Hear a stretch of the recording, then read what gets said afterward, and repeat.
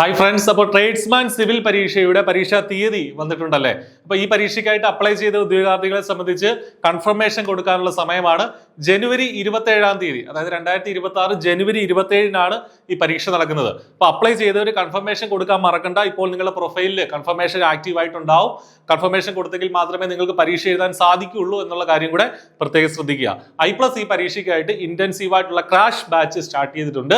I+ന്റെ കോഴ്സിലേക്ക് ഇപ്പോൾ ഏറ്റവും ചെറിയ ഫീസ് നിങ്ങൾക്ക് എൻറോൾ ചെയ്യാം. വീഡിയോ ഡിസ്ക്രിപ്ഷനിൽ കോഴ്സിന്റെ വിശദാംശങ്ങളുണ്ട്.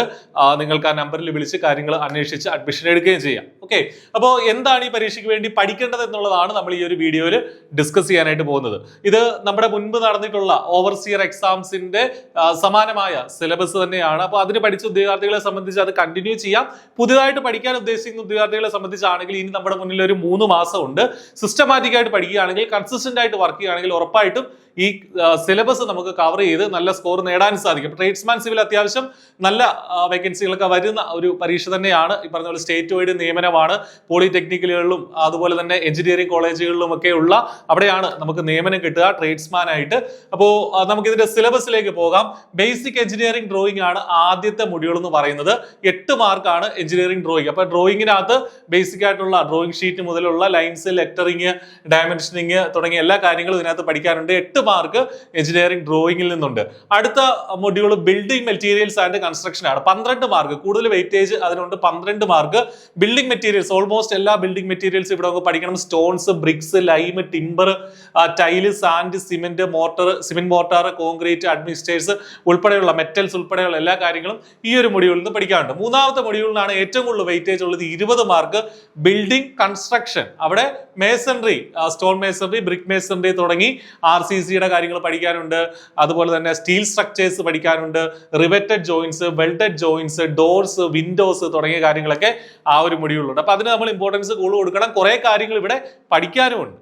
ദെൻ 4ാമത്തെ മൊഡ്യൂളിലേക്ക് വരുമ്പോൾ ബിൽഡിംഗ് ഡ്രോയിങ് ആൻഡ് എസ്റ്റിമേഷൻ ആണ്. 12 മാർക്ക് ആ ഭാഗത്തു നിന്നുണ്ട്. ഇത് കുറച്ചും കൂടെ ഈസി ആയിട്ടൊരു മൊഡ്യൂളാണ്. പക്ഷേ ചോദ്യങ്ങൾ പല രീതിയിൽ ചോദിക്കാം. കാണാതെ പഠിക്കാനായിട്ട് കുറെ വാല്യൂസും ഒക്കെ നമ്മുടെ മുന്നിലുണ്ട്. Building rules and bylaws, provision of safety, estimate, അതിന്റെ വർക്ക്സ്, റേറ്റ് അനാലിസിസ് തുടങ്ങിയ കാര്യങ്ങളൊക്കെയാണ്. 12 മാർക്കാണ് ആ ഭാഗത്തു നിന്നുള്ളത്. ഇറിഗേഷൻ എഞ്ചിനീയറിംഗ് ആണ് 5ാമത്തെ മൊഡ്യൂൾ. 6 മാർക്കാണ് ഇറിഗേഷൻ എഞ്ചിനീയറിംഗിൽ നിന്നുള്ളത്. അപ്പോൾ ഇറിഗേഷൻ എന്ന് പറയുമ്പോൾ വലിയൊരു ടോപ്പിക്കാണ്, പക്ഷേ 6 മാർക്കാണ്. അപ്പോൾ മാർക്കിന്റെ വെയിറ്റേജ് അനുസരിച്ച് വേണം നമ്മൾ പഠിക്കാനായിട്ട്. ഇതിനകത്ത് ഇറിഗേഷൻ എഞ്ചിനീയറിംഗിന് യൂഷ്വലി നമ്മൾ പഠിക്കുന്ന എല്ലാ ഭാഗങ്ങളും ഇൻക്ലൂഡ് ആയിട്ടില്ല. ഈ പറഞ്ഞ terms used in irrigation, water requirement, crops, അതുപോലെ dams, canals, cross drainage, turbines, hydro electric projects ഒക്കെയാണ് അവിടെ നമുക്ക് പഠിക്കാനുള്ളത്.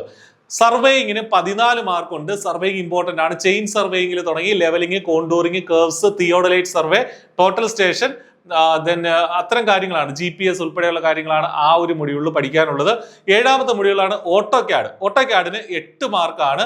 ഈ പറഞ്ഞ ഓട്ടോക്യാഡിന്റെ basics, keys, shortcut keys, അതിൽ നിന്നുള്ള MCQs ഒക്കെ നമ്മൾ നോക്കേണ്ടതായിട്ടുണ്ട്. 8ാമത്തെ module units of measurements and applied mechanics. അവിടെ യൂണിറ്റ്സ് ആൻഡ് മെഷർമെന്റ്സ് ഉണ്ട്. ദെൻ ഈ പറഞ്ഞ simple machines, work, power, energy, stress, strain, simple trigonometry, ഇത്രയും കാര്യങ്ങൾ അവിടെ പഠിക്കാനായിട്ടുണ്ട്. ദെൻ ട്രാൻസ്പോർട്ടേഷൻ എഞ്ചിനീയറിംഗ് ആണ് 9ാമത്തെ മൊഡ്യൂൾ. ട്രാൻസ്പോർട്ടേഷൻ എഞ്ചിനീയറിംഗ് വാസ്റ്റ് ആയിട്ട് സബ്ജക്റ്റ് ആണ്. 8 മാർക്കേ ഉള്ളൂ. അപ്പോൾ മാർക്കിനനുസരിച്ച് ടൈം അലോട്ട് ചെയ്ത് പഠിക്കുക. റോഡ് പഠിക്കാനുണ്ട്, റെയിൽവേസ് പഠിക്കാനുണ്ട്, സിഗ്നൽസ് പഠിക്കാനുണ്ട്, ബ്രിഡ്ജസ് പഠിക്കാനുണ്ട്, ടണൽസ് പഠിക്കാനുണ്ട്. ഇത്രയും കാര്യങ്ങളാണ് നമുക്ക് ഈ ഒരു ഭാഗത്ത് നിന്ന് ട്രാൻസ്പോർട്ടേഷൻ എഞ്ചിനീയറിംഗിൽ പഠിക്കാനുള്ളത്. ദെൻ 10ാമത്തെ module public health and sanitation. 6 മാർക്കുണ്ട്. എന്താണ് ഇവിടെ? വാട്ടറിന്റെ ഡിസ്ട്രിബ്യൂഷൻ ആണ് പ്രധാനമായിട്ട് ഉദ്ദേശിക്കുന്നത്. ഡ്രെയിനേജ് സിസ്റ്റംസും സീവേജ് സിസ്റ്റംസും ഒക്കെ ഇവിടെ പഠിക്കാനായിട്ടുണ്ട്. അപ്പൊ ഇത്രയാണ് സീവർ അപ്പർട്ടൻസസ് ഉൾപ്പെടെയുള്ള കാര്യങ്ങൾ അവിടെ നമുക്ക് പഠിക്കാനുണ്ട്. വേസ്റ്റ് വാട്ടർ പ്യൂരിഫിക്കേഷൻ ഒക്കെ. അപ്പോൾ ഇത്രയാണ് നമ്മുടെ ഈ ഒരു സിലബസ് എന്ന് പറയുന്നത്. 100 മാർക്കിന്റെ പരീക്ഷ. സിലബസ് വളരെ വ്യക്തമായിട്ട് കൊടുത്തിട്ടുണ്ട്. മാർക്ക് ഡിസ്ട്രിബ്യൂഷൻ ഉണ്ട്. ഇനി പഠിച്ചു തുടങ്ങുക എന്നുള്ളതാണ് നമ്മുടെ ഉത്തരവാദിത്തം. അത്യാവശ്യം വാസ്റ്റ് ആയിട്ടൊരു സിലബസ് തന്നെയാണ്. അപ്പൊ കൺസിസ്റ്റന്റ് ആയിട്ട് വർക്ക് ചെയ്തെങ്കിൽ മാത്രമേ നിങ്ങൾക്ക് നല്ല റാങ്കിലേക്ക് എത്താനായിട്ട് സാധിക്കുള്ളൂ. I+ന്റെ കോഴ്സിലേക്ക് നിങ്ങളെ സ്വാഗതം ചെയ്യുന്നു. വളരെ ചെറിയ ഫീസിൽ ഇപ്പോൾ നിങ്ങൾക്ക് എൻറോൾ ചെയ്യാം. ഒട്ടും വൈകണ്ട, നന്നായിട്ട് പഠിക്കുക. നല്ലൊരു മാർക്ക് നേടി, നല്ലൊരു റാങ്ക് നേടി ജോലിയിലേക്ക് എത്താൻ സാധിക്കട്ടെ എന്ന് ആശംസിക്കുന്നു. All the best. Thank you.